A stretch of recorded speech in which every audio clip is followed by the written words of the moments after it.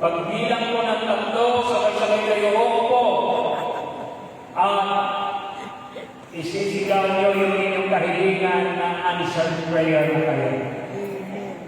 1, 2, 3. Sabi ko, answered prayer na ako.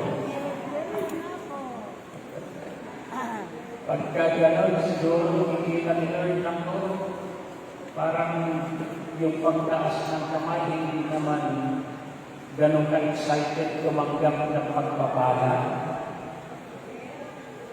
Amen? Naniniwala po ba kayo na kasama natin ng Diyos? Ngayong gabi, ang pagninilaya po natin ay patungkol sa mula sa mga saradong pintuan hanggang sa buksan ang mga isip. Kung babalikan po natin ang ating Ebanghelyo, mga kapatid ko ay Kristo, noong nakaraang linggo. Sabi po sa verse 19 ng John chapter 20, noong kinagabihan, nagkatipon ang mga alagad. Nakapinig ang mga pintuan at bintana. Anong dahilan? Dahil daw sa takot nila sa mga Hudyo. Saradong-sarado ang pintuan at saradong-sarado ang bintana, kapatid. Dahil yung takot nila, baka sila ho ay makilala na sila po'y kasamaan ng ating Panginoon at kung ano yung ginawa kay Kristo ay baka ganun din ang mangyari sa kanila. Kaya nga kung mapapansin niyo, kapatid, nung hinuli ang Panginoon ang mga alagad ay nagtakbuhan. Iniwan si Jesus. At nung nasa nililitis ang Panginoon, wala man lang mga alagad na kasama ang ating Panginoon na 3 taon niya kasama sa kanyang pangangaral. Hanggang sa nakabalibay siya sa cross, tila walang lumamay sa ating Panginoon. Kasi ang dahilan ay takot, mga kapatid. Kaya sila ay nagtatago sa saradong pintuan at bintana. Pero paano ho ba binuksan ng Panginoon ang kanilang pag-iisip? Paano inalis ng Panginoon ang kanilang takot at pangamba, mga kapatid ko ay Kristo? Ang ginawa ng Panginoon sa kanyang muling pagkabuhay, una niyang pinuntahan ang kanyang mga alagad sapagkat alam niya na ito ang dahilan kung bakit sila nagtatago dahil sa kanilang takot. Nang dumating si Jesus Christ, binati sila ng sumangingyo ang kapayapaan. At dito ngayon binuksan ang kanilang pag-isip sa pamagitan ng pagpapakita ng kamay na may butas ng pako at ang kanyang kagiliran, maging ang kanyang mga paa.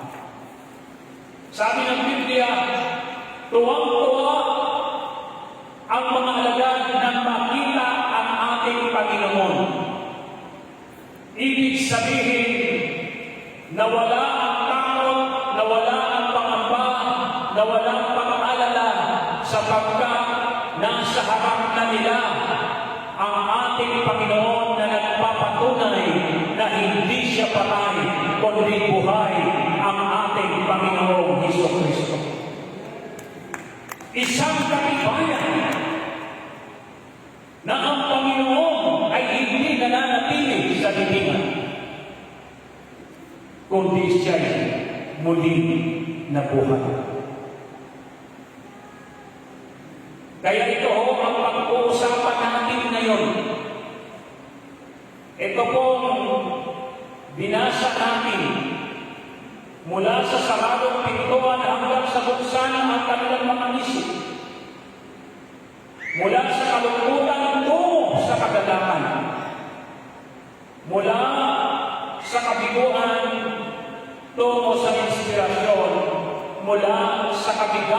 kanilang puso hanggang sa nag-alab ang kanilang puso.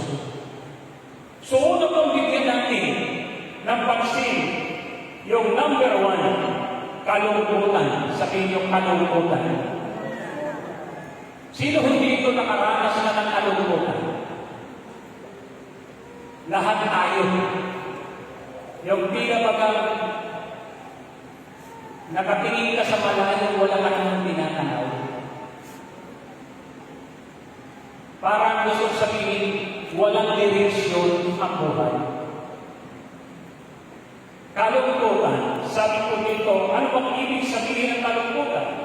Ang kahulugan ng kalungkutan ay ang pakiramdam ng hindi pagiging masaya.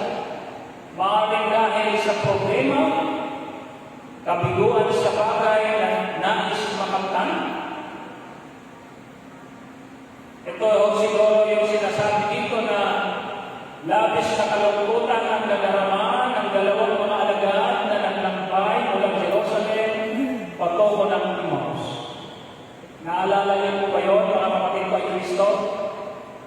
Na nakayuko sila nakatungo, laylay ang balikan, ang dahilan kung bakit po nakatungo at laylay ang balikan ng dalawang alagad, sapagkat itong dalawang alagad, mga kapatid, nag-usap-usap sila. Sabi ng dalawang alagad, wala nang mangyari sa atin dito. Ang ating inaasahan ay nandoon na sa hiningan. Patay na. Mabuti pa siguro, balik na lang tayo sa dati nating bayan sapagkat wala nang ating tagapagtanggol. Kaya sila ay naglalakad, malungkot na malungkot ang kanilang mukha.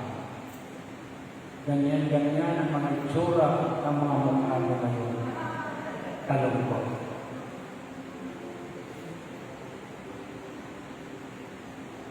Sa gitna ng kalungkutan, umiksina ang Panginoon, dumating si Jesus Christ. Sabi ni Jesus Christ, ano ba nangyari sa inyo? Bakit ganyan ang itsura ng inyong mga mukha? Sabi ngayon ng dalawang alagad, di yata hindi kayo nakakaalam, nakatapos lang ng pangyayari ng aming Panginoon, ang aming guro, ang aming inasahan, ang aming tagapagligtas, ang magiging hari, ay namatay at nakalibing. Kaya nga, kami ngayon ay pabalik na ng Emmaus kasi wala na ang aming inaasahan. Sabi ng pagkaihangal ninyo, tinabagang hindi nyo naalala ang sinasabi ng ating Panginoon na siya'y mamatay at muli mabubuhay pagdating ng 3 araw. Kinausap sila ng ating Panginoon, sinabayan sila sa paglalakbay hanggang doon sa lugar ng Emmaus. Alam niyo kapatid, palapit na sila sa bayan, bilang mga si Jesus Christ, tutuloy-tuloy ng lakad, ipagbibilin na ho, mga kapatid ko ay Kristo. Sabi ng dalawang alagad, huwag mo na ho kayo tumuloy sa paglalakbay, abutang kayo ng gabi. Mabuti pa yung pumasok mo na kayo dito, kayo magpalipas ng gabi sa aming bahay. At alam nyo, tumuloy ang Panginoon. Paano binuksan ang isipan ng mga alagad nung sila'y naghapunan? Nung itinaas ng Panginoon ang tinapay at nagpasalamat sa kanyang Ama, doon ngayon naalala ng mga alagad na ito palang kasama nila sa kanilang paglalakbay, walang iba kundi ang ating Panginoong Jesucristo. Imagine kapatid ko kay Kristo, ilang kilometro po Jerusalem to Emmaus, 11 kilometers.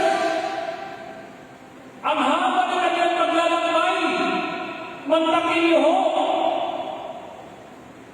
na kung saan kanilang isipan nung time nandoon na sa loob ng tahanan nung sila'y nagabulan. Doon pa lang nila nakilala ang ating Panginoon.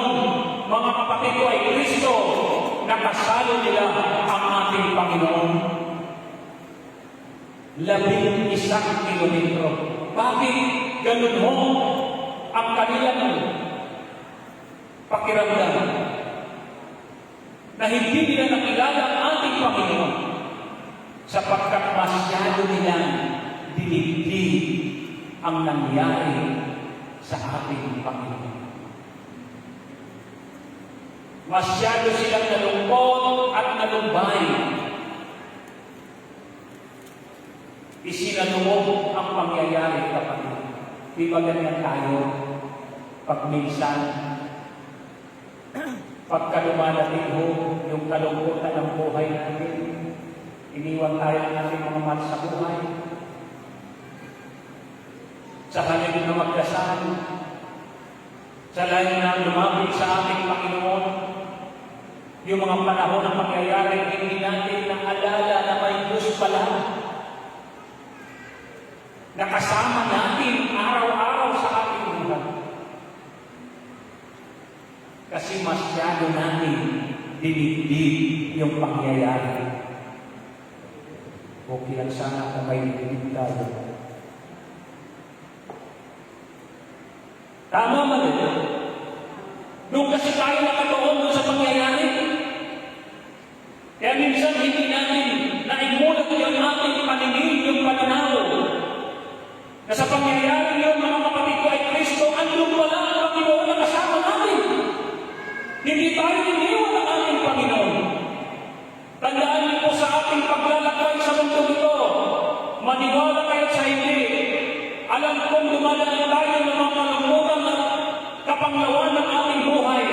Pero ito ang tatandaan ninyo, hindi ka nag-iisa, kasama mo si Kristo sa iyong paglalakay sa mundo ito.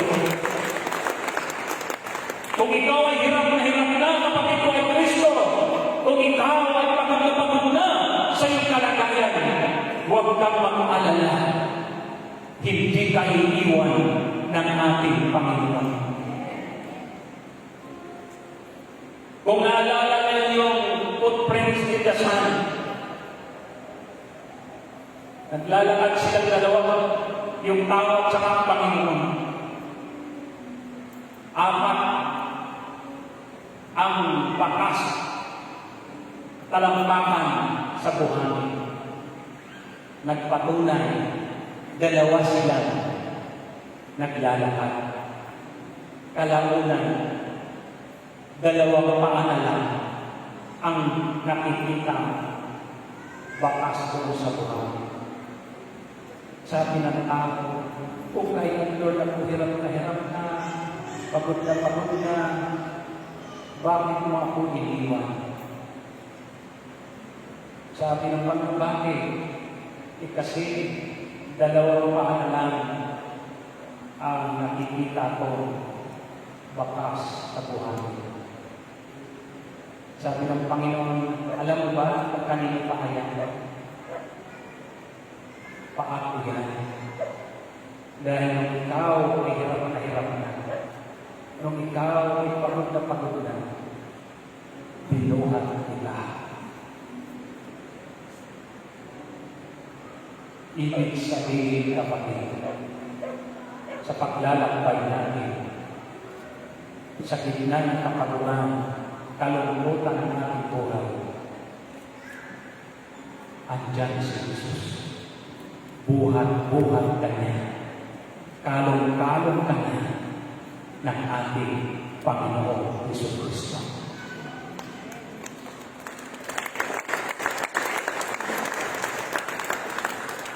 Kaya huwag kang malungkot, kapatid. Dumaan man tayo sa mga mabibigat na suliranin sa ating buhay. Tandaan niyo, hindi tayo iwan ng Panginoon. Amen? Kaya nga sabi ng awit 107 verse 14, sa dakong madilim, Sila ay hinamo sa gitna ng lungkot at ang nakitala sa kamay at paa ay kanyang nilagot. Sa gitna daw ng madilim, sila ay hinamo sa gitna ng lungkot at ang nakitala sa kamay at paa ay kanyang nilagot.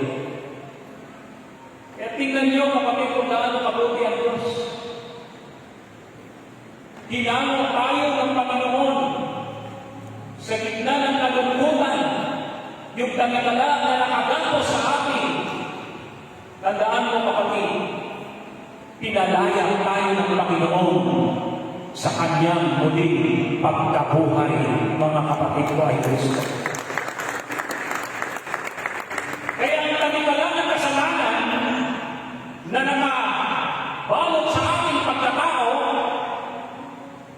winasak ng Panginoon sa pamamagitan ng kanyang pagkamatay sa krus at sa kanyang muling pagkabuhay. Tandaan mo kapatid ko ay Kristo, pinalaya ka na, pinalaya na ako, pinalaya na tayo lahat ng ating Panginoon Kristo. Malaya ka na.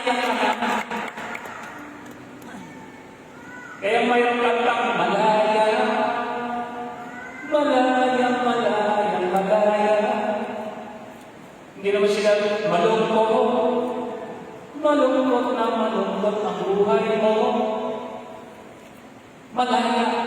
Pag sinabing malaya, kapatid ko ay Kristo, tandaan niyo, kung ang pag-uusapan natin isang word lang, ang aking gustong banggitin, yung salitang freedom, kapatid. Ang kalayaan na yan, ibinigay sa iyo at sa akin, sa ating lahat. Purihin natin ang ating Panginoon. Tingnan mo yung kapatid. Sabi mo, sister, isa kang Kristiyano mananagumpay. Pag sinabing Kristiyano mananagumpay, hindi ka talunan. Kaya ayos ayusin ko yung tsura ng mukha mo. Dahil hindi ka talunan ng Kristiyano. Isa kang Kristiyano mananagumpay. Kailangan bakas sa mukha mo na isa kang mananagumpay na Kristiyano kapatid. Pag hindi ka talunan. Pangalawa,